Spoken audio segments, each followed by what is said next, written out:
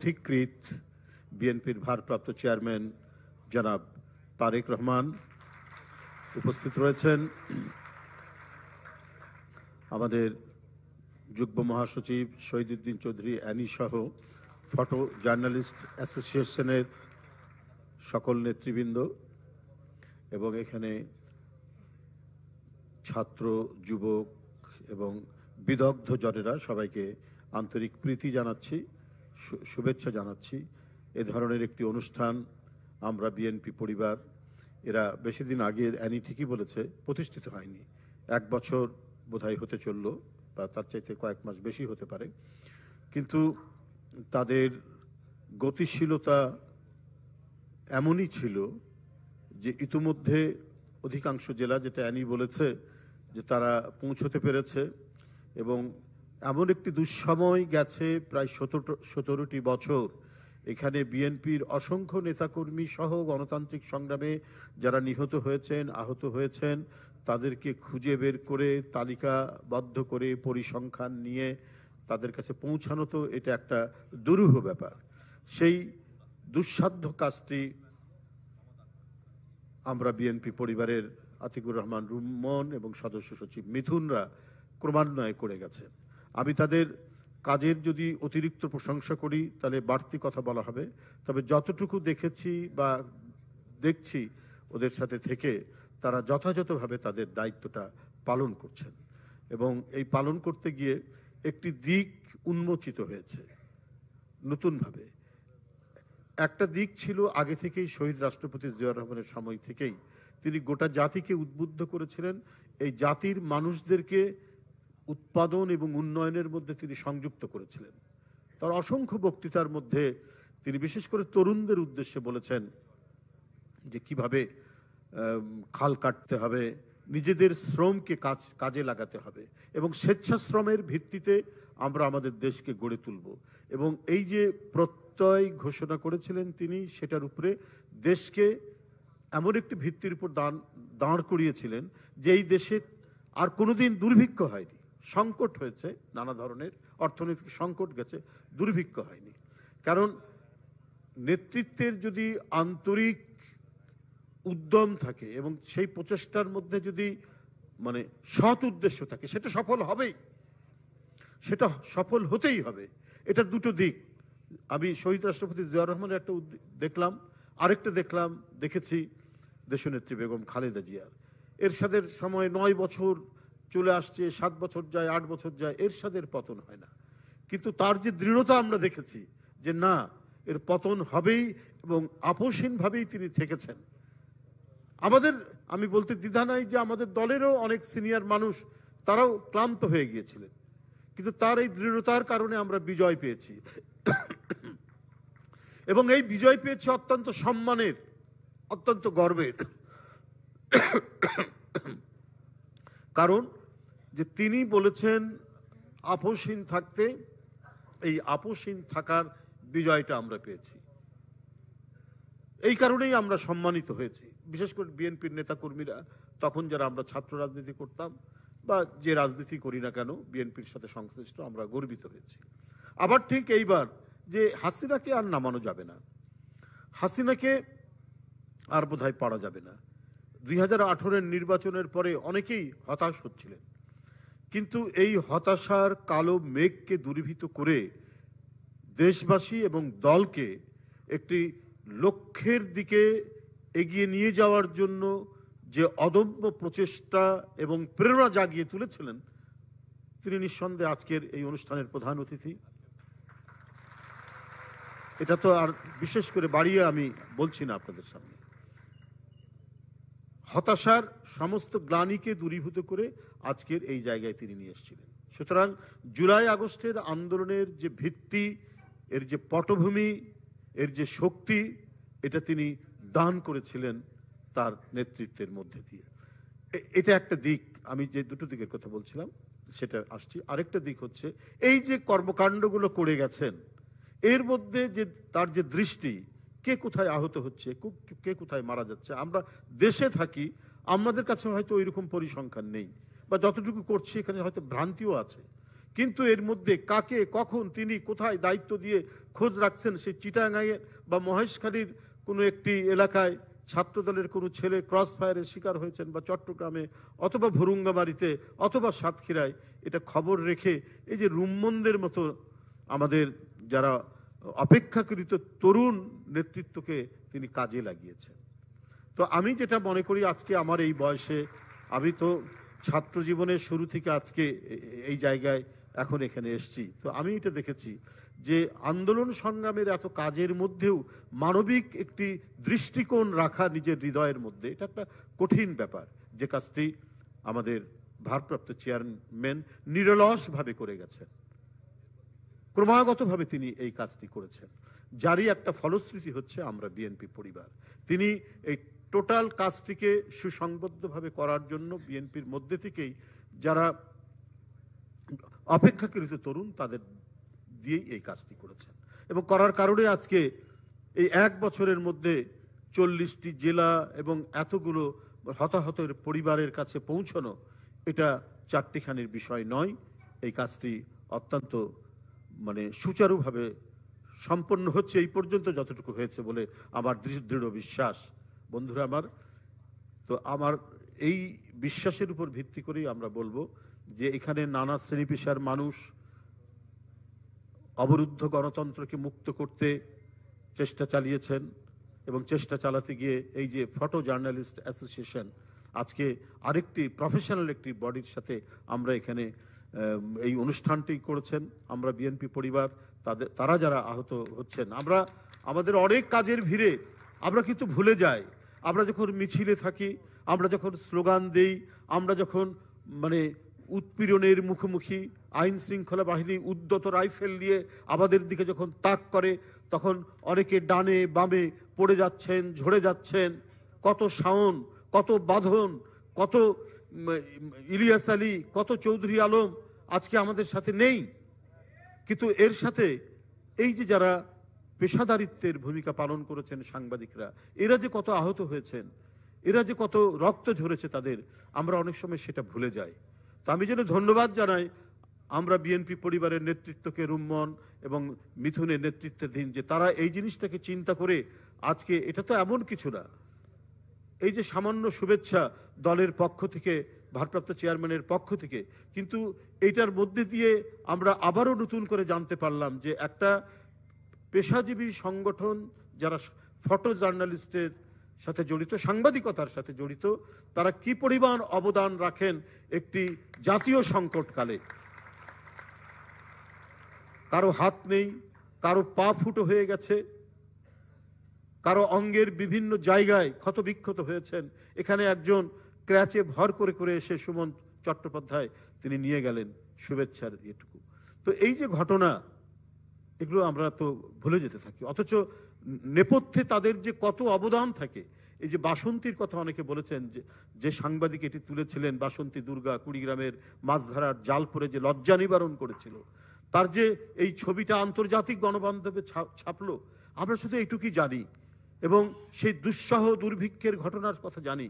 আমরা কিন্তু এর পেছনে আরো অনেক ঘটনা হয়েছে সেটা জানি না, কারণ যারা এই ছবিতে যারা আহত হয়েছেন, তৎকালীন শাসক গোষ্ঠী, তারা তো চুপ করেছিল না, তারা বসে থাকেনি। তাদের মধ্যে ক্রোধ এবং প্রতিহিংসার যে ভয়ঙ্কর লেলিহান শিখা তাদের মধ্যে জাগ্রত ছিল, সেটা আমরা এবারের আন্দোলনেও টের পেয়েছি। শিশু মারা যাচ্ছে, তরুণ মারা যাচ্ছে, তবুও তিনি ক্ষমতা ছাড়বেন না। যে দেশের মানুষের রক্ত ঝরছে, কিন্তু তাকে ক্ষমতায় থাকতে হবে, অন্যায়ভাবে, অবৈধভাবে, কোনো নির্বাচন না করে, সমস্ত ভোট, নির্বাচন, সমস্ত আইন কানুনকে তছনছ করে ওনাকে থাকতেই হবে। তারপরে তাকে বাধ্য হয়ে চলে যেতে হয়েছে। তো এই যে ঘটনা, এই সম্প্রদায় একটা সম্প্রদায়ের মতোই বলবো, শুধু রাজনৈতিক দল না, এরা একটা সম্প্রদায়ের মতো। আপনি দেখেন অনেক বুদ্ধিজীবী, অনেক নাট্যকার, তারা আফসোস করছে শেখ হাসিনা কেন ওইভাবে পালিয়ে গেলেন, কেন তাদেরকে কোনো রাজনৈতিক ভাবে তারা আজকে কর্মকাণ্ড করতে পারছেন না। তো আমি তো এই কারণে এদেরকে বলবো যে এরা কোনো পলিটিক্যাল পার্টি না, এরা একটা কমিউনিটি তারা। তো আমি যে কথাটি বলতে চাচ্ছিলাম, যে এই যে যিনি এই ছবিটি তুলেছিলেন, আমি যতটুকু মনে হয়, এখানে সবাই আছেন আরো প্রাজ্ঞ, তিনি কিন্তু অনেকদিন পর মারা যায়, অনেকে বলা হয় যে তাকে মেরে ফেলা হয়, এবং ওই চক্রান্তকারীরা বসে থাকেনি। যারা সেদিন এটাতে তীব্র, যাদের মধ্যে ক্ষোভ সৃষ্টি হয়েছিল, তারা কিন্তু টার্গেট করেছিল সেই ফটো জার্নালিস্টকে, এবং একটা পর্যায়ে তিনি মৃত্যুবরণ করেন এবং সেটি মেরে ফেলা হয় বলে এটি আজকে প্রতিষ্ঠিত। এবং এটার পিছনে আন্তর্জাতিক চক্রান্ত ষড়যন্ত্র আছে। কারণ আপনারা আমি যেটা বললাম যে কমিউনিটি দেখেন এইভাবে, আমেরিকায় থাকে, আমেরিকায় থাকার পর আরেক দেশের প্রধানমন্ত্রীকে ওয়েলকাম মোদি, ওয়েলকাম মোদি করছে। অদ্ভুত ব্যাপার। এটা একটা কথা হতে পারে? এমনকি ইন্ডিয়াও কিছু কিছু জার্নালিস্ট বলছে কি আওয়ামী লীগ কি মানে বাংলাদেশের মানে বিজেপির আরেকটি শাখা নাকি? ওরাই বিস্মিত, ইন্ডিয়ানরাও বিস্মিত হয়েছে, ওরা মানে অবাক হয়েছে। অদ্ভুত ব্যাপার যে মানে বাংলাদেশের লোক আওয়ামী লীগ করে, মার্কিন যুক্তরাষ্ট্রে তাদের কমিটি আছে, শাখা যেটাই থাক, তারা একেবারে উইথ অর্গানাইজেশন গিয়ে ওয়েলকাম জানাচ্ছে। তো এটাতে মানে আমি এর আগেও বলেছি যে শেখ হাসিনা অনুশোচনাহীন, গোটা আওয়ামী লীগই অনুশোচনাহীন। অনুশোচনাহীন বলেই তাদের কোনো লজ্জা শরম নাই ভিন দেশের এক প্রধানমন্ত্রীর কাছে। তারা এই ধরনের জঘন্য আকুতি করতে পারে। এরপরে ওদের দেশপ্রেম, এরপরে ওরা যদি কখনো কোনো দিক থেকে তারা যদি আবার মানে দেশে সে রাষ্ট্র ক্ষমতায় আসে, ওরা তো শেষ চিহ্নটুকু স্বাধীনতা, সার্বভৌমত্ব, গণতন্ত্রের কোনো চিহ্নই রাখবে না। এটা ওরা নিজেরাই প্রমাণ করেছে। এটা কোনো বক্তৃতা দিয়ে প্রমাণ করার দরকার নেই, এটা তার প্রমাণ করেছে। উপস্থিত সুধীবৃন্দ, আমি বক্তব্য আর দীর্ঘায়িত করব না। আমাদের সম্মানিত ভারপ্রাপ্ত চেয়ারম্যান আছেন। আমি শুধু এই সরকারের কাছে একটা জিনিস শুধু বলতে চাই যে অনেক কিছু তো হয়েছে। এই সরকার তো অনেক রক্তঝরা আন্দোলনের সরকার, অনেক শিশু কিশোর তরুণের রক্তের উপর দিয়ে সরকার হয়েছে। কিন্তু এই সরকার যদি স্লথ গতি হতে থাকে, তাহলে মানুষের কাছে যে ধরনের প্রশ্নবোধক চিহ্ন আসবে, সেটাকে তারা ঢাকবেন কি করে? আপনারা দেখুন যে বিশেষ করে মানুষ চায় যে একবেলা কমপক্ষে পেট ভরে খাবে, কিন্তু সেই খাওয়ার নিশ্চয়তা যদি না থাকে এবং নিম্ন আয়ের মানুষ, সিএনজি চালক, রিক্সাওয়ালারা যদি 1 কেজি চাল কেনার মতো তার যদি অবস্থা না থাকে, তাহলে তো আমাদের যে আন্দোলনের যে আত্মদান, ছাত্র শ্রমিক জনতার এবং এই 17 বছরের যে গণতান্ত্রিক রাজনৈতিক দলগুলোর যে আত্মদান, এটা তো বৃথা যাবে। এটা কেন এই পরিস্থিতি হবে? কেন এখনো আপনার মুদ্রাস্ফীতি এত তীব্র হবে, ভয়াবহ পর্যায়ে মুদ্রাস্ফীতি? আপনার এর পরেও আপনার যদি দেখেন এলপি সিলিন্ডার, তারপরে আপনার দেশি বিস্কিট, ফলমূল, তারপরে মশার কয়েল, এর উপরে 15% ভ্যাট বসানো হয়েছে। এর উপর যদি 15% ভ্যাট হয়, তাহলে নিম্ন আয়ের মানুষ আজকে কোথায় কিভাবে জীবনযাপন করবে? আজকে যে কথাটা বলা হয়েছে যে আজকে আমরা অনেক ভাঙাভাঙি দেখছি, কিন্তু সরকারের প্রথম দায়িত্ব হচ্ছে সিন্ডিকেট ভাঙা, মাফিয়া সিন্ডিকেট। আপনারা জানেন বাংলাদেশের সমস্ত পোল্ট্রি মাত্র 3 থেকে 4টি আপনার কোম্পানি নিয়ন্ত্রণ করে। তো সেটা ভেঙে ফেলা যায় না? তাদেরকে কি গ্রেপ্তার করা যায় না? তাহলে সেটা করছে না কেন? সেটা না করার কারণে আজকে জিনিসপত্রের দাম হু হু করে বাড়ছে। আপনার যেদিনই বাণিজ্য উপদেষ্টা নিয়োগ হলেন, তারপরের দিনই সোয়াবিন তেলের দাম 8 টাকা বৃদ্ধি পেয়ে গেল। যেই 8 টাকা বৃদ্ধি পেল, যে সোয়াবিন তেল বাজার থেকে উধাও হয়ে গেছে, সেই বাজারে আবার সোয়াবিন তেল চলে আসলো। এই কারণে চলে আসলো যে এখন তো টাকার দাম বৃদ্ধি পেয়েছে। তার মানে এর মধ্যে যে সিন্ডিকেটরা যারা কাজ করছে, সেই সিন্ডিকেটরা ওত পেতে বসে আছে, এরা সবাই ধরা ছোঁয়ার বাইরে। তো সুতরাং এইটা কেন এই সরকার ভাঙতে পারছে না? এটা তো আন্দোলনের সরকার, এটা তো বিপ্লবের সরকার। বিপ্লবের সরকার তো আগে এই সমস্ত জিনিসগুলোকে ধরবে, এগুলো তো আগে ভাঙবে, অন্য কিছু ভাঙাভাঙির আগে। কিন্তু এটা করতে পারছে না। তো যাই হোক, আমি আপনাদের সবাইকে আন্তরিক ধন্যবাদ জানাচ্ছি, শুভেচ্ছা জানাচ্ছি। আমি আজকে ফটো জার্নালিস্ট যারা এখানে আহত হয়েছেন, যারা এখানে উপস্থিত হয়েছেন, তাদের প্রতি সহমর্মিতা জানিয়ে আমি বিদায় নিচ্ছি। খোদা হাফেজ। বাংলাদেশ জিন্দাবাদ। ধন্যবাদ বিএনপির সিনিয়র যুগ্ম মহাসচিব জনাব রুহুল কবির রিজভী ভাইকে। প্রিয় উপস্থিতি, এ পর্যায়ে আমরা যে সমস্ত আহত ফটো জার্নালিস্ট ভাইরা এখানে উপস্থিত আছেন তাদেরকে আর্থিক সহায়তা প্রদানের কার্যক্রমটি শুরু করতে যাচ্ছি। প্রথমে আসবেন আলোকিত বাংলাদেশের সাংবাদিক, যিনি নিউ মার্কেট এলাকায় পুলিশ বক্সে আগুনের ছবি নেওয়ার সময় তাকে আওয়ামী সন্ত্রাসীরা হামলা করে, তার ক্যামেরা ভেঙে ফেলে, তাকে ব্যাপকভাবে ক্ষতিগ্রস্ত করে। তাকে উপস্থিত হওয়ার জন্য অনুরোধ জানাচ্ছি। আসছেন মোহাম্মদ আক্তার হোসেন, ফটো সাংবাদিক মোহাম্মদ আক্তার হোসেন। ভারপ্রাপ্ত চেয়ারম্যানের উপস্থিতিতে, আজকের প্রধান অতিথির উপস্থিতিতে তার হাতে চিকিৎসা সহায়তা তুলে দিচ্ছেন আমরা বিএনপি পরিবারের অতিথিবৃন্দ। এ পর্যায়ে আসবেন মোহাম্মদ আব্দুল হালিম, দৈনিক জনতা পত্রিকার ফটো সাংবাদিক জনাব আব্দুল হালিম, যিনি মহাখালীতে রাতের সংঘর্ষের ছবি তোলার সময় তাকে মারধর করে এবং তার ক্যামেরা ভাঙচুর করে। আব্দুল হালিম এসেছেন আমাদের মাঝে। এই পর্যায়ে আসবেন বাবুল তালুকদার, আমাদের বাবুল তালুকদার, যিনি দৈনিক দিনকালের সাংবাদিক, যিনি 4 আগস্ট ধানমন্ডিতে সংঘর্ষের ছবি তোলার সময় তার ক্যামেরা ভাঙচুর করে ছাত্রলীগের সন্ত্রাসীরা তাকে বেদম মারধর করে, সেই ত্যাগী সাংবাদিক বাবুল তালুকদার। এ পর্যায়ে আসবেন মোহাম্মদ মাসুদ পারভেজ মিলন, খবরের কাগজের সাংবাদিক। পল্টন এলাকায় সংঘর্ষের ছবি তোলার সময় পুলিশের রাবার বুলেট পায়ে লাগে এবং তিনি মারাত্মকভাবে আহত হন। আসবেন নূর হোসেন পিপুল, আজকের দৈনিকের নূর হোসেন পিপুল। 4 আগস্টে কদম ফোয়ারা ট্রাফিক বক্সের ভাঙচুরের ছবি তোলার সময় তিনি আহত হয়েছিলেন। আসবেন মোস্তফা কামাল, ফোকাস বাংলার নিউজ এজেন্সির একজন ফটো সাংবাদিক। নূর হোসেন পিপুল এসেছেন, নূর হোসেন পিপুল। এরপরে আসবেন মোস্তফা কামাল, পেছনে দাঁড়িয়ে আছেন আমাদের ত্যাগী ফটো সাংবাদিক। এরপরে আসবেন আমাদের মাঝে সর্বশেষ বুলবুল আহমেদ আসবেন, বুলবুল আহমেদ ভাই, যিনি 3 আগস্ট যাত্রাবাড়িতে এলাকায় পেশাগত দায়িত্ব পালনের সময় আওয়ামী লীগ কর্মীদের দ্বারা লাঠির আঘাতে আহত হয়েছিলেন। আমাদের বাত্রার ফটো সাংবাদিক, অত্যন্ত ত্যাগী সাংবাদিক, প্রবীণ সাংবাদিক, তিনি অনেক মূল্যবান কথা তার বক্তব্যে বলে গেছেন। বুলবুল আহমেদ ভাই আমাদের মাঝে উপস্থিত আছেন, ভারপ্রাপ্ত চেয়ারম্যানের উপস্থিতিতে তিনি চিকিৎসা সহায়তা গ্রহণ করছেন। ধন্যবাদ আপনাদের সবাইকে।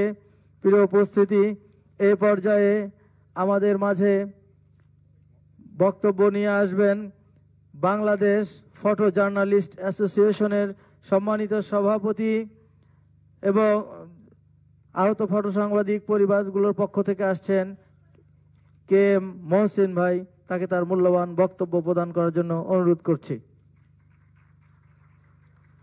আসসালামু আলাইকুম।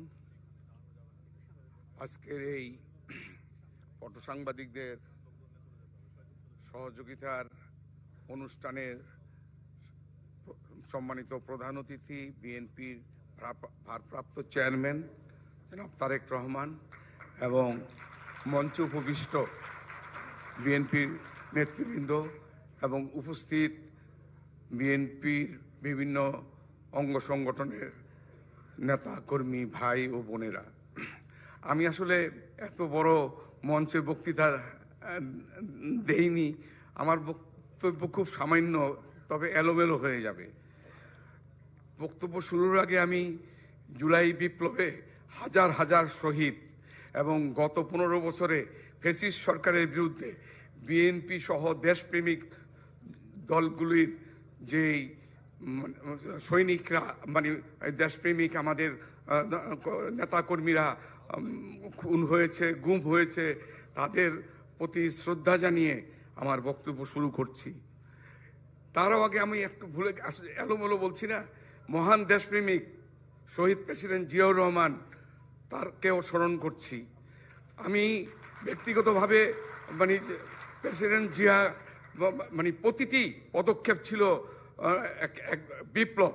কারণ তিনি খাল কাটা, খুব সহজ একটা কথা বলছি, কিন্তু খাল কাটা ছাড়াও আমাদের দেশের সমস্ত অর্থনৈতিক যে বিপ্লবগুলো, ম্যান পাওয়ার, এক্সপোর্ট এবং কৃষিতে যে বিপ্লব এনেছিলেন, সেটা যদি অব্যাহত আজকে থাকতো, পৃথিবীতে ইউরোপ আর আমেরিকা আমরা যেতে হতো না। যাই হোক, আমার বক্তব্য খুব সংক্ষেপে, তবু কিছু কথা না বললে চলে না যেগুলোই বলা হয়নি। আমি মিস্টার নাজমুল, একজন যুবদলের নেতা, স্বেচ্ছাসেবক দলের নেতা, ওনার বক্তব্য আমি খুব মনোযোগ দিয়ে শুনেছি। উনি ফটো সাংবাদিকদের সম্পর্কে যা তুলে ধরেছেন, একে 10-এ 10। সত্যি ফটো সাংবাদিকরা শুধু পেশাগত দায়িত্বই পালন করে না, তারা মানবাধিকার এবং গণতন্ত্র প্রতিষ্ঠায় গুরুত্বপূর্ণ ভূমিকা রাখে। এই কথাটা কিন্তু অত্যন্ত ভিতরের ব্যাপার, এটা কেউ জানে না। কারণ আমাদের নিজেদের অভিজ্ঞতার কথা বলতে গেলে সময় অনেক নষ্ট হবে। অনেক জাতীয় নেতা যারা নাই, আমাদের খোকাবাই, তাকে তো আমি বহু জায়গায় আমার বেবি ট্যাক্সিতে, আমার মোটরসাইকেলে তার আত্মগোপনে বিভিন্নভাবে তার হামলা থেকে রক্ষা করার জন্য আমাদের সাথেই যেত। এবং প্রত্যেকটা ফটো সাংবাদিকের এরকম অনেক বিচিত্র অভিজ্ঞতা আছে, যা কেউ কথা বলবো না। ফটো সাংবাদিকদের উন্নয়নে এবং কল্যাণে এখন বলতে গেলে সত্যি কথা বলতে কি, এখন বলতে হবে বিএনপি সরকার ছাড়া এই গত 50 বছরে কখনো কেউ করেনি। আমি চ্যালেঞ্জ দিয়ে বলতে পারি, আমি যে কথাগুলোই বলবো, এই কথাগুলি আমি কোনো আমি একজন পেশাদার লোক। আমি বিএনপি কোনো সংগঠনের সদস্য না, আমি সচেতন লোক। আমি পিএফইউজেরও সহসভাপতি এবং জাতীয় প্রেস ক্লাবের আমি ম্যানেজিং কমিটির সদস্য এবং এই অ্যাসোসিয়েশনের সভাপতি। আমি 100% পেশাদার লোক। আমি ডেইলি স্টারে কাজ করতাম। আমি দেখেছি ফটো সাংবাদিকদের আগে ফটোগ্রাফার বলা হতো। 91-এর আগ পর্যন্ত ফটোগ্রাফার ছিল ফটোগ্রাফার, ফটো জার্নালিস্ট আমাদের এই পদটা ছিল না। এটা বেগম খালেদা জিয়ার সাথে আমি ব্যক্তিগতভাবে আমরা যোগাযোগ করেছি, উনি করেছে। শুধু তাই নয়, উনি ফটো এডিটর। আমাদের একজন ফটোগ্রাফার, যেমন আফতাব ভাই, ওই যে রিজভি ভাই যেটা বলে গেলেন, উনি কিন্তু ফটোগ্রাফারই ছিলেন, কিন্তু ওনার সাংবাদিকতার বয়স 50-এর উপরে, 60 বছরের উপরে, কিন্তু ওনার পদ ছিল একজন সিনিয়র ফটোগ্রাফার। কিন্তু আজকে আমরা অনেকেই ফটো এডিটর হতে পারছি, শুধু বিএনপি সরকারের আমলে এই পদগুলো সৃষ্টি করে পৃষ্ঠপোষকতা করেছে। আর একটা কথা, আমরা হয়তো আপনারা এখানে বিএনপি পরিবারের অনেক সদস্য আছেন। বাংলাদেশ ফটো জার্নালিস্ট অ্যাসোসিয়েশনের যে ঠিকানাটা, এই ঠিকানাটা বেগম খালেদা জিয়া 91-এ সরকার গঠন করার পরে আমাদের নেতৃত্বে, আমাদের অন্য কর্মীদের সহযোগিতায় এবং ব্যারিস্টার রফিকুল ইসলাম মিয়ার সহযোগিতায় আমরা কিন্তু এই ঠিকানাটা পেয়েছি। যদিও এই ঠিকানাটা স্থায়ীভাবে আমাদের হয়নি। আমি আশা করি আগামীতে বিএনপি সরকার আসলে অবশ্যই আমাদের এই বাড়িটি, আমাদের এই ঠিকানাটি বিএনপি সরকারই আমাদেরকে স্থায়ীভাবে বরাদ্দ করে একটি ঐতিহাসিক ভূমিকা পালন করবে। ইতিমধ্যে প্রেস ক্লাবের ভূমিকা কি, এটা আমাদের সহকর্মী বলে গেছেন। কারণ এই প্রেস ক্লাবকে মহান দেশপ্রেমিক রাষ্ট্রপতি শহীদ প্রেসিডেন্ট জিয়াউর রহমানই এটার পুরা স্থাপনার ব্যয়ও উনি দিয়েছেন, শুধু ভিত্তিপ্রস্তরই করেননি।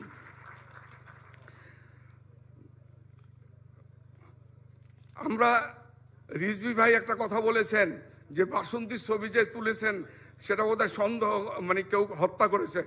সন্দেহের কোনো অবকাশ নেই। তাকে সুপরিকল্পিতভাবে এই ফ্যাসিস্ট সরকার হত্যা করেছে, এতে কোনো ভুল নেই। শুধু 2002 সালে বেগম খালেদা জিয়া প্রধানমন্ত্রী থাকাকালে তাকে একটি রাষ্ট্রীয় স্বীকৃতি দিয়েছেন। সেই রাষ্ট্রীয় স্বীকৃতি 21 পদক তাকে দিয়ে গেছেন। আমি একটা কথা বলতে ভুলে গেছি, আমাদের প্রত্যেকটি পেশায় তার জাতীয় গুরুত্বপূর্ণ অবদানের জন্য একটি রাষ্ট্রীয় স্বীকৃতি দেওয়া হয়। একমাত্র ফটো সাংবাদিকদের ক্ষেত্রে এই স্বীকৃতি ছিল না।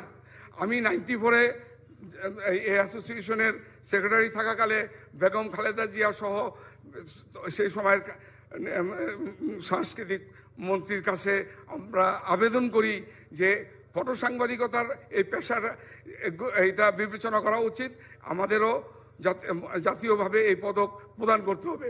এবং বেগম খালেদা জিয়াই প্রথম ফটো সাংবাদিকদেরকে 21শে পদক দিয়ে সম্মানিত করেছে এবং এটা এখনো অব্যাহত আছে।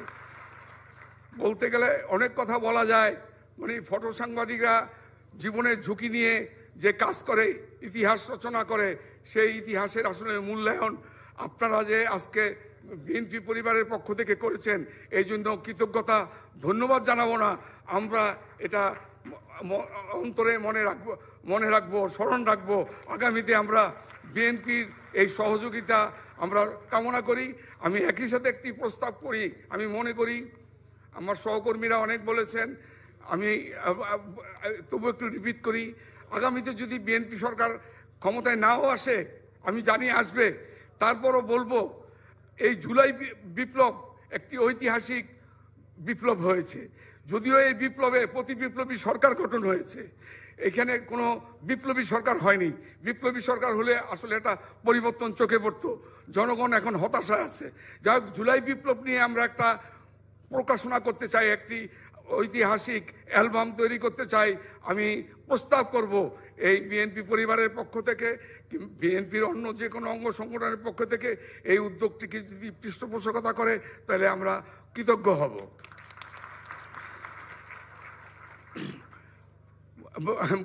আসলে অনেক বক্তৃতা হয়েছে, বক্তৃতা আর আমি করতে চাই না, শুধু একটি কথাই বলতে চাই।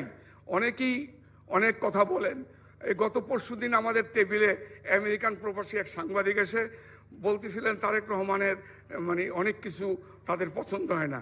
তখন আমি বললাম, ভাই 5ই আগস্ট তারেক রহমান যে বক্তৃতা দিয়েছে, সেই বক্তৃতা এবং আজ পর্যন্ত যতগুলো বক্তৃতা দিয়েছে তার একটি দাড়ি কমা কাটতে পারবেন? এবং সে যদি সেই বক্তৃতা না দিত, বাংলাদেশে একটি গৃহযুদ্ধ হতো। সেই গৃহযুদ্ধ থেকে দেশকে সে রক্ষা করেছে এবং এখন পর্যন্ত প্রতিটি বক্তব্য এত গঠনমূলক, আমি নিজে খুব অবাক হয়ে যাচ্ছি কিভাবে এত সুন্দরভাবে, এত কম কথায়, এত আবেদন করে দেশকে রক্ষা করেছে। যেখানে আওয়ামী লীগ বলেছিল 5 লক্ষ লোক মারা যাবে, সেখানে 5 জন লোকও মারা যায়নি। এটি তারেক রহমানের সাফল্য। সবাইকে আমি আবারও বিএনপি পরিবারের সাফল্য কামনা করি এবং আমাদের পাশে আপনারা থাকবেন। অ্যাকচুয়ালি বিএনপি আমাদের ফটো সাংবাদিক প্রায় 80 জনের উপরে আহত হয়েছেন। আমরা এখানে যদিও 30-32 জনকে সহযোগিতা করতে পেরেছি, আগামীতে যদি কখনো কোনো সুযোগ হয়, আপনাদের যে মূল্যায়ন, এই মূল্যায়নে আমাদের বাকিদেরকেও সহযোগিতা করবেন এই প্রত্যাশা করি। এবং আর কিছু অনেক কথা থাক, ঠিক আছে। সবাইকে ধন্যবাদ জানিয়ে আমার বক্তব্য শেষ করছি।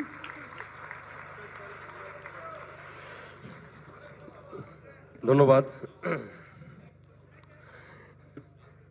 এখানে আজকে অনুষ্ঠানে বিএনপি বিটের সাংবাদিক সহ বিএনপি বিটির বাইরে যেসব পর্যবেক্ষক আছে তাদের ধন্যবাদ জানাচ্ছি আজকে অনুষ্ঠানটা সফলভাবে সম্পন্ন করার জন্য। এছাড়া আজকে উপস্থিত আছে আমাদের কৃষিবিদ অ্যাসোসিয়েশনের অন্যতম সদস্য কৃষিবিদ ডক্টর মোহাম্মদ আকিকুল ইসলাম আকিক ভাই। আমরা প্রতিদিনই বিএনপির ভারপ্রাপ্ত চেয়ারম্যান জনাব তারেক রহমানের স্যারের কাছে প্রতিদিনই আমরা কিছু না কিছু শিখি, তার বক্তব্যগুলো আমরা মনোযোগ দিয়ে শুনি। তাকে আমরা বিশেষ ধন্যবাদ জানাচ্ছি, কারণ শুধুমাত্র যে কোনো প্রোগ্রামে তাকে আমরা একবার বললেই তিনি আমাদের সময় দিচ্ছেন। এই জন্য তার মহামূল্যবান সময় থেকে আমাদের যে সময়টা পাচ্ছি, তাই জন্য তাকে বিশেষ ধন্যবাদ জানাচ্ছি। এই পর্যায়ে বক্তব্য নিয়ে আসছে আজকে অনুষ্ঠানের সভাপতি ও আমরা বিএনপি পরিবারের আহ্বায়ক সাংবাদিক আতিকুর রহমান রুমন ভাই।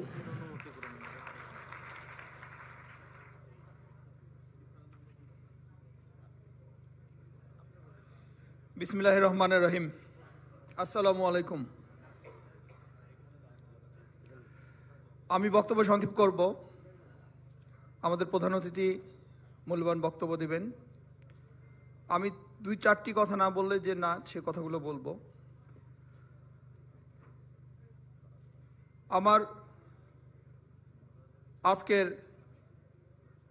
অতিথিগণকে যদি ওনাদের পরিচয় দিয়ে যে অনেক সময় লাগবে, আমি সবাইকে উপস্থিত হওয়ার জন্য ধন্যবাদ জানিয়ে, আমরা বিএনপি পরিবারের পক্ষ থেকে সাধুবাদ জানিয়ে আমার বক্তব্য শুরু করছি। ফটোগ্রাফার দের নিয়ে যে আজকের প্রোগ্রাম হচ্ছে আমাদের এখানে, ফটো সাংবাদিকতা এটা একটি অনেক মহৎ পেশা। যারা আমরা রিপোর্টার, সংবাদ লিখি, তাদের চেয়েও কম গুরুত্বপূর্ণ ফটো সাংবাদিকদের আমি মনে করি না। ফটো সাংবাদিকরা যারা ছবি তোলে,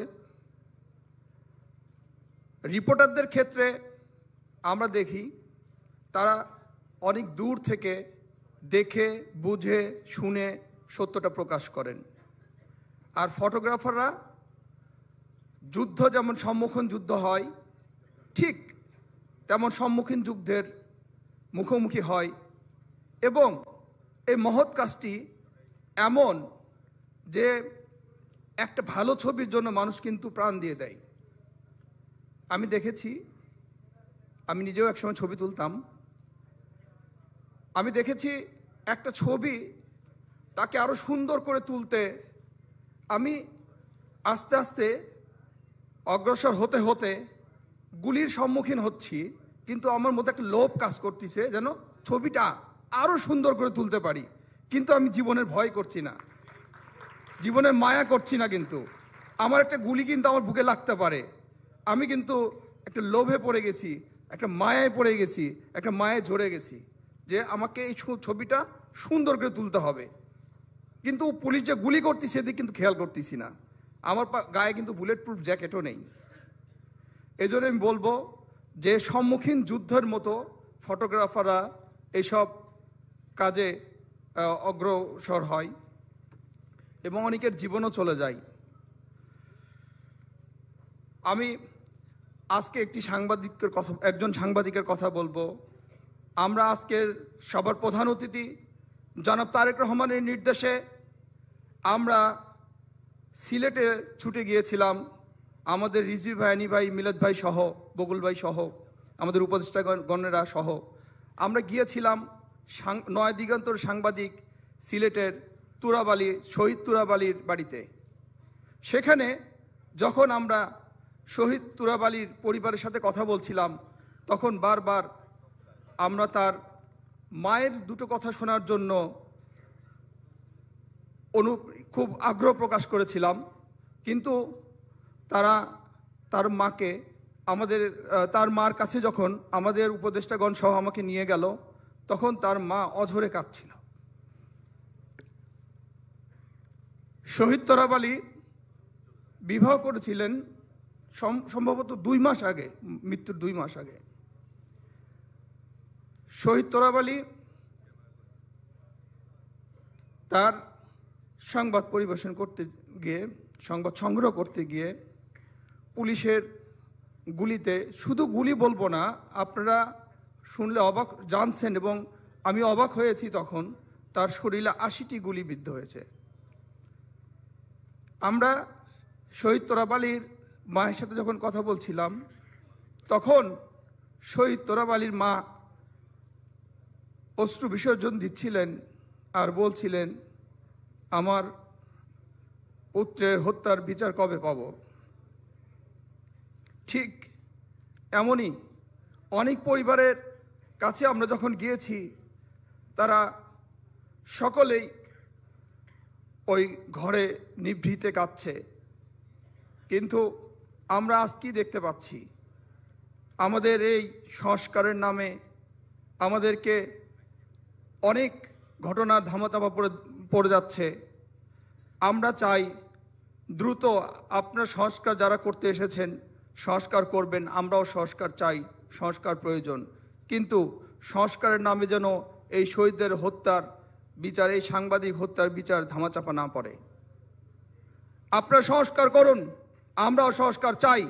আপনারা সংস্কার করুন পুলিশ প্রশাসনে, আপনারা সংস্কার করুন জনপ্রশাসনে, আপনারা সংস্কার করুন এই আমলাদের। আজ আমরা দেখতে পাচ্ছি এই সংস্কারের নামে শুধু সংস্কার করা হচ্ছে, কোনো সংস্কার হচ্ছে না। আমরা কোনো সংস্কার দেখতে পাচ্ছি না। আজকে প্রশাসনের মধ্যে যাদের দেখেছে আমাদের গুলি করেছে, যে পুলিশ প্রশাসনের লোকেরা, তারা আজও কিন্তু এই ঢাকাতেই বসে আছে। সামান্য গুটি কয়েক প্রশাসনের, পুলিশ প্রশাসন এবং অন্যান্য প্রশাসনের লোককে লোক দেখানোই বলবো আমি, সরিয়ে দেওয়া হয়েছে, চাকরিচ্যুত করা হয়েছে, অ্যারেস্ট করা হয়েছে। কিন্তু তাদের দোসররা এখনো এই প্রশাসনের এই ঢাকাতেই অবস্থান করতেছে। আপনারা তাদের মধ্যে সংস্কার করুন, না হলে আপনাদের সংস্কার সফল হবে না। আপনারা যদি সংস্কার না করতে পারেন তাহলে আপনি একটি সুন্দর সুষ্ঠু নির্বাচন দিন, যারা আসবে তারা সংস্কার করবে, আমরা দাবি করব তারা সংস্কার করবে। যদি না পারেন, নির্বাচিত সরকার যদি না করে, তাহলে তখন প্রশ্ন তুলবেন আপনারা, আমরা শুনব। ইনশাল্লাহ আমরা সংস্কার করব, আমরা সংস্কার করাবো। ফটোগ্রাফার সোসাইটির নবনির্বাচিত সভাপতি, এখানে অ্যাসোসিয়েশনের সভাপতি আমাদের কাছে একটি ছোট্ট দাবি করেছে যে তারা একটি সুভেনির বের করবে ফটোগ্রাফারদের কার্যক্রম এবং ছবি নিয়ে। আমরা ইনশাল্লাহ, আমরা বিএনপি পরিবার তাদের সাথে সার্বক্ষণিক থাকবো এবং এই প্রকাশনা ইয়েতে আমরা সর্বোচ্চ সহযোগিতা করবো ইনশাল্লাহ।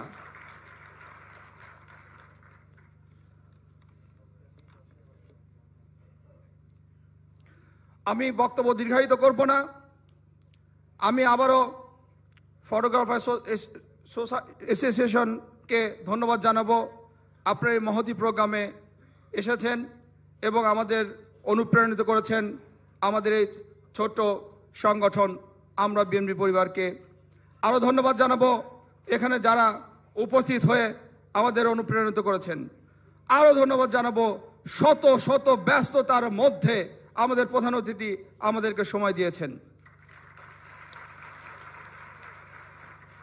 এখানে সাংবাদিক যারা উপস্থিত হয়েছেন তাদের মধ্যে প্রায় সকলে আমাদের সহযোগিতা করেছেন উপস্থিত হয়ে। আরও সহযোগিতা যারা করেছেন, ফটোগ্রাফার সোসাইটির নবনির্বাচিত সাধারণ সম্পাদক, আমাদের দৈনিক দিনকালের ফটোগ্রাফার ছোট্ট বাবুল তালুকদার, সাংবাদিক ফরহাদুল ইসলাম ফরিদ, সাংবাদিক মহসিনুর রহমান বাদল ও সাংবাদিক আজুর রহমান কিরণ ভাইকে আমি সকলকে আবারও ধন্যবাদ জানিয়ে আমার সংক্ষিপ্ত বক্তব্য শেষ করছি। আল্লাহ হাফেজ। বাংলাদেশ জিন্দাবাদ।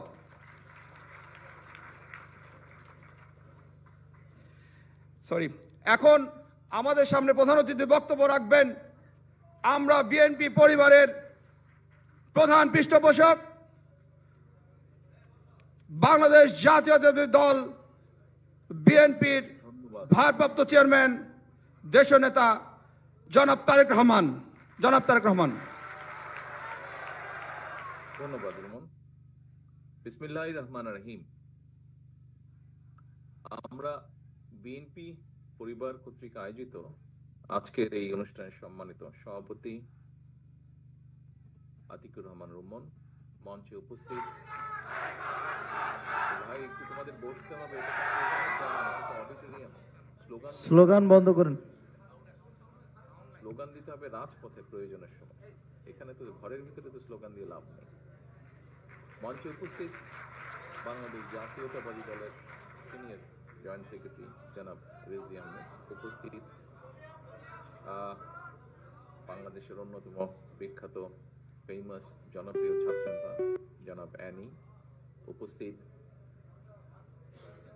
ফটো জার্নালিস্ট অ্যাসোসিয়েশনের সম্মানিত সভাপতি জনাব এম মহসিন সাহেব, উপস্থিত সাধারণ সম্পাদক বাবুল তালুকদার সহ আমার সামনে উপস্থিত ফটো সাংবাদিক বৃন্দ এবং উপস্থিত সম্মানিত উপস্থিতিবৃন্দ, আসসালামু আলাইকুম। আজকের এই অনুষ্ঠানটি উদ্দেশ্য, লক্ষ্য এবং উপস্থিতি প্রমাণ করে যে কিছুদিন আগে অর্থাৎ 5ই আগস্ট বাংলাদেশের অধিকাংশ মানুষের প্রত্যাশিত যে লক্ষ্য বা উদ্দেশ্য, সেই লক্ষ্য বা উদ্দেশ্য হাসিল করার জন্য বা সফল করার জন্য সমাজের প্রতিটা শ্রেণীর পেশার মানুষ অংশগ্রহণ করেছিল। এটি হচ্ছে তার সবচেয়ে বড় প্রমাণ। আজকে আমরা এখানে একত্রিত হয়েছি ফটো জার্নালিস্ট বলতে যাদেরকে বোঝায়, তারা তাদের দায়িত্ব পালন করতে গিয়ে কিভাবে একটি পলাতক খুনি স্বৈরাচারের হাতে বিভিন্নভাবে অত্যাচারিত নির্যাতিত হয়েছেন, সেই অত্যাচারিত নির্যাতিত মানুষদের, কিছু সংখ্যক মানুষদের পাশে যতটুকু সম্ভব আমাদের সীমাবদ্ধতার ভিতরে থেকে দাঁড়ানোর প্রচেষ্টার মূল লক্ষ্য বা উদ্দেশ্য আজকের এই অনুষ্ঠান। আমরা বিএনপি পরিবারের সকল সদস্যকে আন্তরিকভাবে ধন্যবাদ জানাতে চাই যে তাদের যতটুকুই সীমাবদ্ধতা আছে সেটি নিয়ে তারা চেষ্টা করেছেন আমাদের কিছু সংখ্যক ফটো জার্নালিস্ট, সাংবাদিক যারা আছেন তাদের পাশে দাঁড়িয়ে তাদেরকে সহযোগিতা করার জন্য। আরো অনেকে আছেন। আমি যতটুকু জানি যে বিশেষ করে এই জুলাই আগস্ট মাসে প্রায় 80 জনের মতন খুব সম্ভব ফটো জার্নালিস্ট, সাংবাদিক বিভিন্নভাবে আহত হয়েছেন বা বিভিন্নভাবে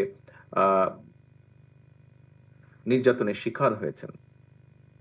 সকলের পাশে হয়তো কতটুকু দাঁড়ানো সম্ভব হবে আমি বলতে পারি না, তবে আমাদের অবশ্যই চেষ্টা থাকবে যতজনের পাশে আমরা দাঁড়াতে পারবো আমরা চেষ্টা করব আমাদের সর্বোচ্চ দিয়ে ততজন মানুষের পাশে দাঁড়ানোর জন্য। প্রিয় উপস্থিতিবৃন্দ, আজকে যেরকম এই যে স্বৈরাচারকে বিদায় করার জন্য যে প্রচেষ্টা, যে উদ্যোগ, সমাজের প্রতিটি শ্রেণী পেশার মানুষ সেদিন এক জায়গায় এসে দাঁড়িয়েছিলেন। সেদিন প্রমাণ হয়েছে যে দেশটা আসলে সকলের, দেশটা কোনো বিশেষ গোষ্ঠী, কোনো বিশেষ দল কারো না, দেশটা সবার, কোনো একক কারণ নয়। দেশটি সবার। এবং এই দেশাত্মবোধ বা দেশাত্ম প্রেম থেকে, দেশের প্রতি এই প্রেম থেকেই সেদিন আমরা দেখেছি সমাজের প্রতিটা শ্রেণী পেশার মানুষ রাজপথে বেরিয়ে এসেছিলেন। আমরা দেখেছি ইউএনডিপির যে রিপোর্ট বের হয়েছে সেই রিপোর্টে আমরা দেখেছি 60 জনের মতন শিশুই সেদিন শহীদ হয়েছে এই স্বৈরাচারকে বিদায় করতে গিয়ে। আর তার পরবর্তীতে জাতিসংঘের যে রিপোর্টটি কয়েকদিন আগে বের হয়েছে সেটি কম বেশি আপনারা সেই সম্পর্কে ওয়াকিফল আছেন। অর্থাৎ একটি খুব সংক্ষেপে যদি আমরা বলি, গত 15 বছরও যদি বাদ দেই, মাত্র জুলাই আগস্ট মাসেও যদি আমরা ধরি, তাহলেই বোঝা যায় যে কি পরিমাণ মানুষকে শুধু 2 মাসের আন্দোলনেই হত্যা করা হয়েছে। অর্থাৎ আন্দোলন যখন চরম মুহূর্ত, ওই অল্পটুক সময়ের মধ্যে চরম যে কোনো জিনিসের বিষয়ে চরম মুহূর্ত সময়টি অল্পই থাকে, সেই চরম মুহূর্তে সেই অল্প সময়ে 2-3 সপ্তাহের মধ্যেই কতগুলো মানুষকে শহীদ হইতে হয়েছে। তাহলে আপনারা বিবেচনা করে দেখতে পারেন গত 15 বছর ধরে কত মানুষ, শত হাজার মানুষ যেই গুম খুনের হদিস বেরিয়ে আসছে, গুম খুনের যে ঠিকানা হিসাবগুলো বেরিয়ে আসছে, কি পরিমাণ মানুষ অত্যাচার নির্যাতিত হয়েছে। প্রিয় সহকর্মীবৃন্দ, আজকে যে মানুষগুলোকে ঘিরে আমরা এখানে একত্রিত হয়েছি তাদের পেশা, এখানে আলোচকবৃন্দ আলোচনা করেছেন, তাদের পেশার একটি অন্যতম মূল বৈশিষ্ট্য বা লক্ষ্য হচ্ছে তারা যেরকম মানুষের দুঃখ, কষ্ট, অত্যাচার, নির্যাতনকে, অনেক কথাকে শুধুমাত্র একটি ছবির মাধ্যমে তুলে ধরতে পারেন, ঠিক একইভাবে একটি ছবির মাধ্যমে কিন্তু সমগ্র জাতিকে আশাও বা উজ্জীবিত করতে সক্ষম একটি ছবি। আমি এটি বিশ্বাস করি। একটি ছবি যেরকম সব কথা বলে দিতে পারে, অনেক লেখা বাদ দিয়ে শুধু একটি ছবি, বড় রচনা বাদ দিয়ে একটি ছবি, ঠিক একইভাবে আমরা যে ঘন্টার পর ঘন্টা রাজনীতিবিদরা বক্তব্য রাখি, বিভিন্ন গুণীজনেরা তাদের গুরুত্বপূর্ণ বক্তব্য রাখেন, কিন্তু আমার কাছে মনে হয় একটি ছবির মাধ্যমে সম্পূর্ণভাবে একটি জাতিকে উজ্জীবিত করা সম্ভব। সম্পূর্ণভাবে সেরকম একটি ছবির মাধ্যমে একটি জাতিকে পথ দেখানো সম্ভব, দিশা দেওয়া সম্ভব। প্রিয় সহকর্মীবৃন্দ, প্রিয় উপস্থিতিবৃন্দ, প্রিয় জার্নালিস্ট বৃন্দ, ফটো জার্নালিস্ট বৃন্দ, এই যে গত 15 বছরের যে আন্দোলন, যে সংগ্রাম, যার মধ্যে বিভিন্ন সময় ফটো জার্নালিস্ট হোক অথবা জার্নালিস্ট বৃন্দই হোক, অর্থাৎ এই পেশার সাথে যে মানুষগুলো আছেন তারাও বিভিন্ন সময়ে জড়িত ছিলেন।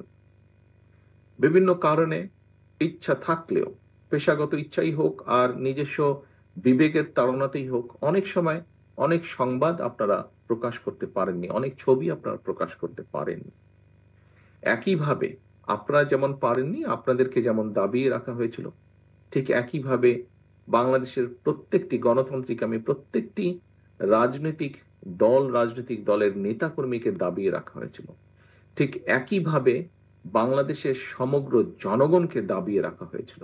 তাদের নিজেদের কথা বলার অধিকার থেকে তাদেরকে বঞ্চিত করা হয়েছিল। তাদের যে রাজনৈতিক অধিকার, যেই অধিকার তাদেরকে সংবিধান বা দেশ বা স্বাধীনতা বা সার্বভৌমত্ব দিয়েছে, যে রাজনৈতিক অধিকার, যে বেসিক মৌলিক রাজনৈতিক অধিকার, যেটি হচ্ছে ভোট প্রয়োগের অধিকার, সেই অধিকারটুকুও কেড়ে নেওয়া হয়েছিল।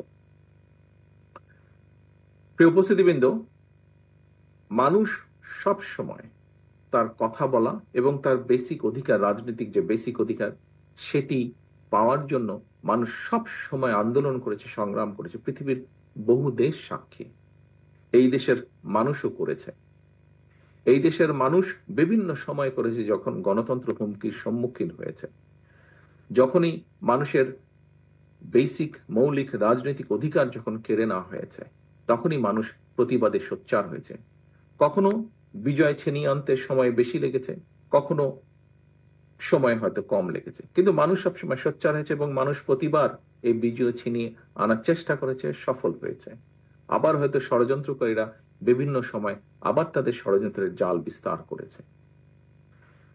প্রিয় উপস্থিতিবৃন্দ, লক্ষ্য কি, উদ্দেশ্য কি? লক্ষ্য এবং উদ্দেশ্য হচ্ছে, আমরা যারা দেশ নিয়ে চিন্তা করি বা দেশের কথা নিয়ে চিন্তা করি, দেশকে নিয়ে ভাবার চেষ্টা করি, আমাদের অর্থাৎ আমরা সাধারণ মানুষ বলতে যা বুঝি, সাধারণ মানুষের কাতারে আমরা যারা কম বেশি পড়ি, আমাদের লক্ষ্য বা উদ্দেশ্য একটি দেশ তৈরি করা। স্বাধীনতা যুদ্ধের পরে সামগ্রিকভাবে যে কোনো মানুষকে যদি জিজ্ঞেস করেন, তাহলে কি বলবে কেমন দেশ চাই আমরা? আমরা এমন একটা দেশ চাই যেই দেশের মধ্যে মানুষ তার মৌলিক অধিকার নিয়ে বেঁচে থাকবে। কে সেটি? সে তার রাজনৈতিক অধিকার পাবে, রাজনৈতিক অধিকারের গ্যারান্টি থাকবে, এবং একই সাথে তার অর্থনৈতিক স্বাধীনতাও থাকবে। অর্থাৎ আমি আমার যোগ্যতা অনুযায়ী চাকরি বাকরি করব, আমি আমার যোগ্যতা অনুযায়ী ব্যবসা করব, আমি আমার যোগ্যতা অনুযায়ী বেঁচে থাকবো এই সমাজে, এই দেশে। প্রিয় উপস্থিতিবৃন্দ, খুব সংক্ষেপে যদি আমরা দেখি, তাহলে এটি মূল লক্ষ্য বা উদ্দেশ্য। হ্যাঁ, এটির সাথে স্বাভাবিকভাবে প্রসঙ্গক্রমে বৈষম্যহীন একটি বাংলাদেশ। কিন্তু বৈষম্যহীন বাংলাদেশ গড়তে হলে অবশ্যই রাজনৈতিক অধিকারকে আগে প্রতিষ্ঠিত করতে হবে। বৈষম্যহীন বাংলাদেশ গড়তে হলে অবশ্যই আগে মানুষের অর্থনৈতিক স্বাধীনতা দিতে হবে। রাজনৈতিক স্বাধীনতা নিশ্চিত করা না গেলে অর্থনৈতিক স্বাধীনতা নিশ্চিত করা যাবে না। রাজনৈতিক স্বাধীনতা নিশ্চিত করতে হলে ভোটের অধিকারকে অবশ্যই নিশ্চিত করতে হবে। তবে সহকর্মীবৃন্দ, প্রিয় উপস্থিতিবৃন্দ, এখানে শুধু ভোটের অধিকার নিশ্চিত করলেই চলবে না, একই সাথে ভোট প্রয়োগের অধিকারকে নিশ্চিত করতে হবে। অর্থাৎ আমি একজন ভোটার, আমার যেরকম ভোটের অধিকার থাকবে, ঠিক একইভাবে আমি যাতে আমার ভোটটি সঠিকভাবে নির্ভয় আমি দিতে পারি, এবং আমি দেওয়ার মাধ্যমে আমি আমার প্রতিনিধিকে বাছাই করে আনতে পারি, সেই অধিকারটিকেও নিশ্চিত করতে হবে। সেটি ইউনিয়ন পরিষদ হোক, সেটি পৌরসভা হোক, সেটি উপজেলা হোক, সেটি জাতীয় পর্যায়ে হোক না কেন, ভোটের অধিকার নিশ্চিত করার পাশাপাশি ভোট প্রদানের অধিকারকেও নিশ্চিত করতে হবে।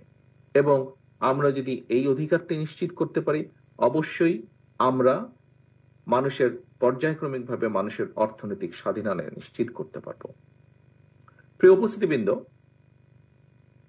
একজন রাজনৈতিক কর্মী হিসাবে আমি মনে করি মানুষের রাজনৈতিক অধিকার এবং মানুষের অর্থনৈতিক অধিকার যদি নিশ্চিত করা সম্ভব না হয়, তাহলে আমাদের স্বাধীনতা বলি, গণতন্ত্র বলি, সার্বভৌমত্ব বলি, যাই বলি না কেন, কোনটিকেই টিকিয়ে রাখা সম্ভব হবে না। আপনারা খেয়াল করে দেখবেন, যখন যখন এই দেশের উপরে স্বৈরাচার চেপে বসেছে, প্রতিটা সময়ই কিন্তু এই দেশের মানুষের রাজনৈতিক অধিকারকে খর্ব করে নেওয়া হয়েছিল। এবং রাজনৈতিক অধিকারকে খর্ব করে নেওয়ার ফলে স্বৈরাচার যেরকম বসেছিল, একইভাবে দেশের স্বাধীনতা এবং সার্বভৌমত্বর উপরেও হুমকি চলে এসেছিল। কদিন আগের ঘটনাই আপনারা দেখেছেন।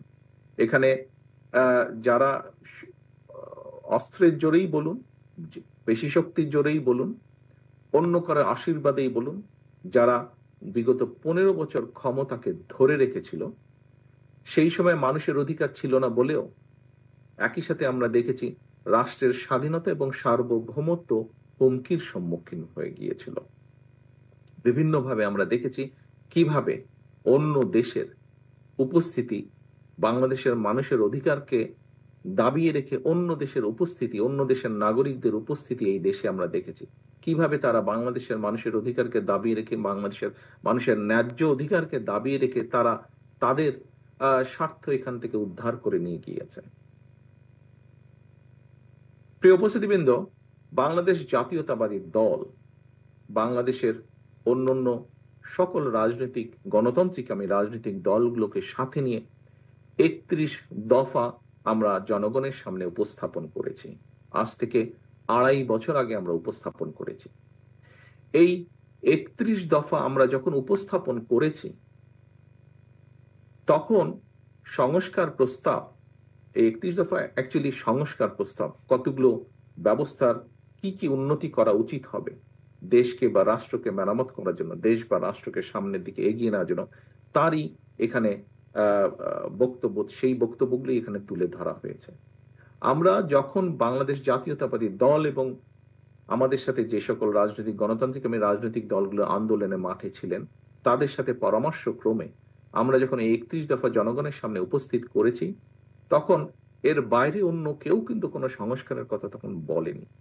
আমরা 2.5 বছর আগে আমরা বুঝতে পেরেছিলাম, 2.5 বছর আগে আমাদের দৃঢ় আত্মবিশ্বাস ছিল এই স্বৈরাচারের পতন হবে, এবং স্বৈরাচারের পতন হবার পরে এই খুনি স্বৈরাচার যেভাবে দেশকে ধ্বংস করে দিয়ে গিয়েছে, দেশের প্রতিটি সেক্টরকে যেভাবে ধ্বংস করে দিয়ে গিয়েছে, প্রতিটি সেক্টরের মেরামত প্রয়োজন, এবং মেরামত করতে হলে একটি পরিকল্পনা প্রয়োজন, একটি গাইডলাইন প্রয়োজন, পলিসি প্রয়োজন। সেটি আমরা জনগণের সামনে সেদিন উপস্থাপন করেছিলাম। প্রিয় উপস্থিতিবৃন্দ, এই যে আমরা 31 দফা দিয়েছিলাম, এই 31 দফার লক্ষ্য বা উদ্দেশ্য কি? লক্ষ্য বা উদ্দেশ্য একটি গণতান্ত্রিক বাংলাদেশ তৈরি করা। লক্ষ্য বা উদ্দেশ্য জনগণের রাজনৈতিক পাশাপাশি একই সাথে অর্থনৈতিক মুক্তি অর্জন করা। অর্থাৎ এখন যারা বৈষম্যহীন বাংলাদেশ গড়ার কথা বলছেন, এই কথাটি আমরা অনেকদিন আগেই বলেছিলাম, অনেকদিন আগেই মানুষের সামনে আমরা তুলে ধরেছিলাম। এই মুহূর্তে আমরা যেটি করছি, আমরা আমাদের 31 দফা নিয়ে বাংলাদেশের মানুষের ঘরে ঘরে যাওয়ার চেষ্টা করছি। আমরা মানুষকে বলার চেষ্টা করছি কি আমাদের সেই 31 দফা। 31 দফার মূল কথা একটি গণতান্ত্রিক বাংলাদেশ, যেই বাংলাদেশের প্রত্যাশা প্রত্যেকটি মানুষের, একটি বাংলাদেশ যেখানে মানুষের রাজনৈতিক অধিকার থাকবে, যেখানে মানুষের অর্থনৈতিক স্বাধীনতা থাকবে। কারণ একজন রাজনৈতিক কর্মী হিসাবে আমি দৃঢ়ভাবে বিশ্বাস করি, মানুষের অর্থনৈতিক স্বাধীনতা এবং রাজনৈতিক অধিকার যদি প্রতিষ্ঠিত করা না যায়, সবকিছুই নষ্ট হয়ে যাবে। এখানে বক্তারা আজকে যারা উপস্থিত আছেন, অনেকে অনেক বক্তব্য দিয়েছেন, তাদের বক্তব্য থেকে একটি কথা কিন্তু খুব সহজে বেরিয়ে এসেছে। আজকে আমরা যখন খুব সাধারণ মানুষ বলতে যাদেরকে আমরা বুঝাই, তাদের কাছে গেলে কিন্তু একটি কথা বেরিয়ে আসে যে আমরা সবকিছুই বুঝেছি, কিন্তু আমাদের সমস্যার সমাধান কি হবে? যেই নিত্য প্রয়োজনীয় পণ্যের দাম প্রতিদিন যেভাবে উঠছে নামছে, সেটি মানুষের কষ্টের কারণ হয়ে গিয়েছে। মানুষের জানার ইচ্ছা যে কিভাবে এই সমস্যার সমাধান কতটুকু সম্ভব করা। আজকে যেভাবে সারা বাংলাদেশে যেভাবে দুর্ঘটনা ঘটে, বাসে গাড়িতে যেভাবে দুর্ঘটনা ঘটে, যে পরিমাণ মানুষ এগুলোতে নিহত হন, যে পরিমাণ মানুষ বিভিন্নভাবে শারীরিকভাবে ক্ষতিগ্রস্ত হন, এটি একটি অস্বাভাবিক ব্যাপার। এই সমস্যার সমাধানগুলো হওয়া প্রয়োজন, যা যে কোনো সাধারণ মানুষকে ইফেক্ট করে। কাজে আজকে বাংলাদেশের বহু মানুষ সঠিকভাবে চিকিৎসা সেবা থেকে বঞ্চিত হচ্ছেন। বাংলাদেশের মানুষের, সাধারণ মানুষ বলতে আমরা যাদেরকে বুঝি, তাদের জানার হক আছে, অধিকার আছে যে তাদের চিকিৎসার কি হবে, তার পরবর্তী, তার সন্তানদের, তার পরবর্তী বংশধরদের চিকিৎসার বিষয় কি হবে। আমরা আশেপাশের অনেক দেশের সাথেই যদি তুলনা করি, তাহলে আমাদের চিকিৎসা সেবার যে পরিমাণ মানুষের চিকিৎসা সেবা পাওয়া উচিত, যে পরিমাণ মানুষ পাচ্ছে না, তার পরিমাণ ভয়াবহ। যারা পাচ্ছে না তাদের সংখ্যা অনেক বেশি, খুব কম সংখ্যক মানুষ চিকিৎসা সেবার মধ্যে পড়ছে। আমরা শিক্ষা ব্যবস্থা নিয়ে কথা বলছি, শিক্ষা ব্যবস্থার অবশ্যই পরিবর্তন হওয়া প্রয়োজন, শিক্ষা ব্যবস্থার গুণগত প্রয়োজন, শিক্ষকদের গুণগত অবস্থার পরিবর্তন হওয়া প্রয়োজন। তা না হলে এই জাতির সামনে অন্ধকার ছাড়া অন্য কিছু নেই। কাজে এরকম আরো অনেকগুলো বেসিক সমস্যা আছে যার একটি বেসিক সমাধানের পরিকল্পনা আমরা আমাদের 31 দফায় দিয়েছি। আমরা যদি মানুষের এই সমস্যার সমাধান করতে না পারি, তাহলে উচ্চ কক্ষই বলুন, এক ব্যক্তি 2 বারের বেশি প্রধানমন্ত্রী হবে না বলুন, আরো যত ক্ষমতার ভারসাম্য, এর ভিতরে ওর সাথে ওর ক্ষমতার ভারসাম্য যতই যাই বলি না কেন, আমরা দিন শেষে কিন্তু মানুষের কোনো উপকার হবে না। ওগুলো যেমন আমাদের করতে হবে, একই সাথে আমাদের সাধারণ মানুষের, দেশের বৃহৎ জনগোষ্ঠীর মৌলিক সমস্যার সমাধানগুলো আমাদেরকে করতে হবে। সংস্কার বলতে একজন রাজনৈতিক কর্মী হিসাবে আমি এই বিষয়গুলোকেই বুঝে থাকি। প্রিয় উপস্থিতিবৃন্দ, আজকে আমরা এখানে একত্রিত হয়েছি জুলাই আগস্ট মাসে যে সকল ফটো জার্নালিস্ট তাদের পেশাগত দায়িত্ব পালন করতে গিয়ে মানুষের উপরে যে স্বৈরাচারের অত্যাচার, নির্যাতন, সেই ছবিগুলো তুলে ধরতে গিয়ে তারা নিজেরাও যেভাবে অত্যাচারিত, নির্যাতিত হয়েছেন, তার মধ্যে সামান্য কিছু সংখ্যক মানুষের পাশে আমরা দাঁড়ানোর চেষ্টা করছি। সেই উদ্দেশ্যে আমরা এখানে একত্রিত হয়েছি। কিন্তু সমাজে তো বহু শ্রেণী পেশার মানুষ এভাবে ভুক্তভোগী হয়েছেন। সবার পাশে দাঁড়াতে হলে তো রাষ্ট্রের একটি পলিসি লাগবে, সবার পাশে দাঁড়াতে হলে তো রাষ্ট্রের একটি সঠিক চিন্তাধারা লাগবে যে এই মানুষগুলোর পাশে দাঁড়াতে হবে। কদিন আগে আমরা দেখেছি যে ছাত্র সমাজের বেশ কিছু সদস্য রাস্তা অবরোধ করে দাঁড়িয়েছেন। কেন? তারা সুচিকিৎসা পাচ্ছেন না। জুলাই আগস্ট মাসে তারা ক্ষতিগ্রস্ত হয়েছেন শারীরিকভাবে আন্দোলনকে সফল করতে গিয়ে, কিন্তু তারা তাদের সুচিকিৎসা থেকে বঞ্চিত। এরকম ভাবে যদি আমরা দেখি, এবং এই ঘটনা একবার না, একাধিকবার ঘটেছে, আমরা যদি এভাবে দেখি, বহু মানুষ আছে, অনেক মানুষ হয়তো সামনেও এগিয়ে আসেননি, দাবি করেননি যে আমি ক্ষতিগ্রস্ত হয়েছি, আমার সহযোগিতা প্রয়োজন। এখন উপস্থিতিবৃন্দ, আমাদের প্রশ্ন, আমরা যদি ডে টু ডে এফেয়ারে এইভাবে কিছু কিছু কাজ করার চেষ্টা করি, তাহলে কি আমরা সঠিকভাবে সঠিক সহযোগিতা অধিকাংশ মানুষের কাছে পৌঁছে দিতে সক্ষম হব? অবশ্যই সক্ষম হব না। আমাদেরকে টোটাল একটি পলিসির মধ্যে করতে হবে। যাদের সাথে মানুষের যোগাযোগ আছে, যারা মানুষের কথাগুলো শুনতে পায়, যারা মানুষের কথাগুলো তুলে ধরতে পারে, এইরকম ব্যক্তিদের মাধ্যমে যখন সরকার গঠিত হবে, তখন সামগ্রিকভাবে তারা দেশের বিভিন্ন শ্রেণী পেশার মানুষের কথা চিন্তা করবেন, তাদের জন্য কাজ করবেন। সেই জন্যই যদি আমরা বলি, আজকে এই মুহূর্তে সংস্কারকে যদি যারা মনে করছেন যে নির্বাচন পরে হওয়া উচিত, সংস্কার আগে হওয়া উচিত, তাহলে সেই সংস্কারকে সফল করার জন্যই এমন মানুষের দরকার যারা সরাসরি জনগণের সাথে সম্পৃক্ত। তা না হলে কোনো সংস্কারই সফল করা সম্ভব হবে না। কাজেই সংস্কারকে যদি সফল করতে হয়, সংস্কারের প্রস্তাবনা আজকে থেকে 2 বছর আগে এদেশের রাজনীতিবিদরাই দেশের মানুষের সামনে তুলে ধরেছেন। রাজনৈতিক কর্মীরাই সংস্কারের প্রস্তাব এই দেশের মানুষের সামনে তুলে ধরেছেন। কাজেই এই দেশের প্রকৃত সংস্কারও যদি করতে হয়, তাহলে অবশ্যই সেটি রাজনীতিবিদদের মাধ্যমেই করতে হবে। অবশ্যই দেশের রাজনীতিবিদদের বাইরেও বহু মানুষ আছেন, বহু শ্রেণী পেশার মানুষ আছেন, বুদ্ধিজীবী আছেন, ইন্টেলেকচুয়ালস আছেন, সিভিল সোসাইটির মানুষ আছেন।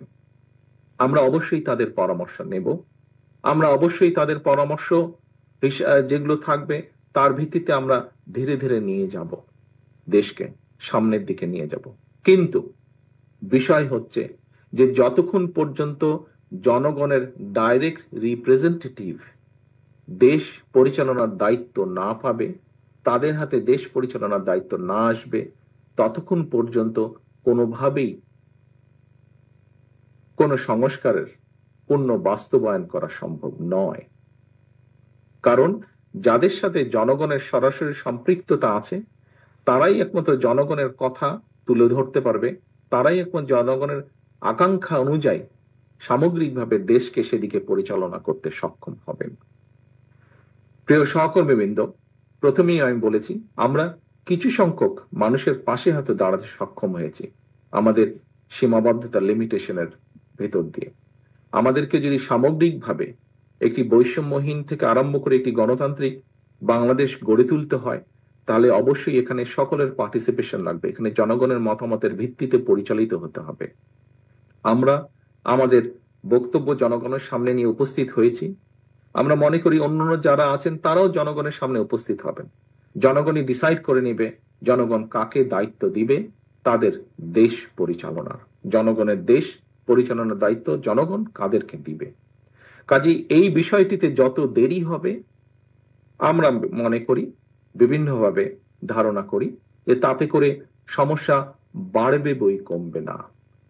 একটি বিষয় অনেকেই আলোচনা করেছেন, একটি বিষয়ে অনেকেই বলছেন ইদানিং, যত দেরি হবে নির্বাচনের তত বেশি কিন্তু বিভিন্ন ষড়যন্ত্রের ডালপালা বাড়তে থাকবে। বিভিন্নভাবে সমাজের মধ্যে বিভিন্নভাবে কথাবার্তা, এখনই বিভিন্ন রকম কথাবার্তা আস্তে আস্তে ছড়াচ্ছে যে যারা পালিয়ে গিয়েছে এই দেশ থেকে, তারা এই দেশের মানুষের বিপুল পরিমাণ সম্পদ লুট করে নিয়ে গেছে। অবশ্যই তারা সেই সম্পদগুলি সেই ষড়যন্ত্রের পিছনে ব্যয় করবে। কাজেই দেশকে যদি একটি স্টেবল সিচুয়েশনের ভিতরে আনতে হয়, দেশকে যদি ঐক্যবদ্ধভাবে ধরে রাখতে হয়, দেশকে যদি একটি স্থিতিশীল অবস্থার মধ্যে ধরে রাখতে হয়, তবে তার দায়িত্ব অবশ্যই জনগণের হাতে ছেড়ে দিতে হবে। আমরা সকল সময় মনে করি এই দেশের মূল মালিক বাংলাদেশের জনগণ। কাজেই বাংলাদেশের জনগণের সেই অধিকার আছে এই দেশ নিয়ে কি হবে না হবে সেই সিদ্ধান্ত নেবার একমাত্র ক্ষমতা বাংলাদেশের মানুষের। এবং পৃথিবীতে আমরা মুখে সকলেই গণতন্ত্রের কথা বলি, সমগ্র পৃথিবীতে গণতান্ত্রিক ব্যবস্থা বলতে যা বোঝায় সেটি হচ্ছে নির্বাচন। নির্বাচনের মাধ্যমেই জনগণ তাদের মতামত ব্যক্ত করে থাকেন। সেটি আগেই বলেছি আমি, সেটি ইউনিয়ন পরিষদ হোক, সেটি জাতীয় পর্যায়ের হোক, নির্বাচনের মাধ্যমেই জনগণ তাদের মতামত প্রকাশ করে থাকে। নির্বাচনের মাধ্যমেই জনগণ সিদ্ধান্ত নিয়ে থাকে তারা কি চায়। নির্বাচনের মাধ্যমে জনগণ তার জবাব দিয়ে থাকে, তারা দেশকে কি বলতে চায়, তারা রাজনীতিবিদ সহ সকলকে কি বলতে চায়। নির্বাচনের মাধ্যমেই জনগণ এসব কাজ করে থাকে। কাজেই জনগণের অধিকার যদি জনগণকে ফিরিয়ে দিতে হয়, দেশ কিভাবে কি হবে এই বিষয়ে সিদ্ধান্ত সম্পূর্ণ জনগণের। আমরা জনগণের অধিকার যত দ্রুত জনগণের কাছে ফিরিয়ে দিতে পারবো, জনগণের অধিকার যত দ্রুত আমরা এই দেশে প্রতিষ্ঠিত করতে পারবো, প্রিয় উপস্থিতিবৃন্দ, আমি বিশ্বাস করি তত দ্রুত আমরা দেশকে ধ্বংসের দ্বার প্রান্ত থেকে ফিরিয়ে আনতে আবার সক্ষম হব। আমি আর আজকে কথা বাড়াবো না। কথা শেষ করার আগে আমি মহসিন সাহেবের একটি কথা আমি একটু প্রসঙ্গক্রমে তুলতে চাই। মহসিন সাহেব ওনার বক্তব্যে একটু আগে বলেছিলেন যে খুব সম্ভব বিদেশি কোন জার্নালিস্টের সাথে বোধহয় কথা হচ্ছিল এবং তারা বলেছে তারা আমার বক্তব্য বা আমাকে তারা পছন্দ করে না। প্রিয় উপস্থিতিবৃন্দ, কেউ কারো বক্তব্য উপস্থাপন করতে পারে, তাতে কিছু যায় আসে না। তবে আমি একটি জিনিস মনে করি, কোন জাতীয়তাবাদী শক্তিকে কখনোই বিদেশিরা পছন্দ করে না। জাতীয়তাবাদী শক্তি মানেই দেশের পক্ষের শক্তি, দেশের পক্ষে কথা বলে, দেশের মানুষের পক্ষে কথা বলে। কাজেই অন্য একটি দেশের মানুষ এই দেশের মানুষের পক্ষে যেরকম থাকবে, আমরা বিভিন্ন সময় অতীতে দেখেছি বিপক্ষেও থাকে। তারা তাদের স্বার্থ রক্ষা করে, এই দেশের মানুষের স্বার্থ তারা দেখে না। সবাই যে একরকম তা না। কাজেই তাদের মধ্যেও যেমন এপাশ আছে ওপাশ আছে। কাজেই সামগ্রিকভাবে বলতে পারি, জাতীয়তাবাদী শক্তিকে কখনোই বিদেশিরা পছন্দ করতে চায় না। এই বিষয়টি আমাদের মনে রাখতে হবে। যারা দেশের পক্ষে কথা বলে, যারা দেশের মানুষের পক্ষে কথা বলে, অধিকাংশ বিদেশিদের হয়তো তাদেরকে পছন্দ করার কোনো কারণ নেই। এই বিষয়টি আমাদেরকে মনে রাখতে হবে। আর এখানে আমি যখন এই অনুষ্ঠানে জয়েন করি, তখন বুলবুল আহমেদ সাহেব বক্তব্য রাখছিলেন। এই বিষয়টি, প্রসঙ্গটি মহসিন সাহেব ওনার বক্তব্যে তুলে ধরেছেন। ওনারা একটি সুভিনিয়ার বের করতে চাইছেন। আমিও মনে করি শুধু জুলাই আগস্ট মাসের আন্দোলন নয়, বিগত 15 বছর যেই স্বৈরাচার পালিয়ে গিয়েছে বাংলাদেশ থেকে, তারা এই দেশের মানুষকে কিভাবে অত্যাচার করেছে, কিভাবে নির্যাতন করেছে দলমত নির্বিশেষে, আমি মনে করি তার একটি সামগ্রিক একটি ডকুমেন্ট তৈরি হওয়া উচিত। সামগ্রিক একটি ডকুমেন্ট। আমাদের অবস্থান থেকে যদি কোনো কিছু করার থাকে, আমি ফটো জার্নালিস্ট অ্যাসোসিয়েশনকে অনুরোধ করব, আমাদেরকে দয়া করে জানাবেন। আমরা অবশ্যই আপনাদের পাশে, এরকম একটি ডকুমেন্ট তৈরি করার জন্য আমরা অবশ্যই আপনাদের পাশে দাঁড়াবো আমাদের সাধ্য মতো। পরিশেষে আমি আবারও যে সকল ফটো জার্নালিস্ট, সাংবাদিক আপনারা বিভিন্নভাবে অবদান রেখেছেন, বিভিন্নভাবে অত্যাচারিত নির্যাতিত হয়েছেন, আপনাদের সকলের প্রতি সম্মান এবং একই সাথে সহমর্মিতা জানিয়ে আমি আমার বক্তব্য শেষ করছি। আল্লাহ হাফেজ। বাংলাদেশ জিন্দাবাদ। বাংলাদেশ জাতীয়তাবাদী দল জিন্দাবাদ। আসসালামু আলাইকুম।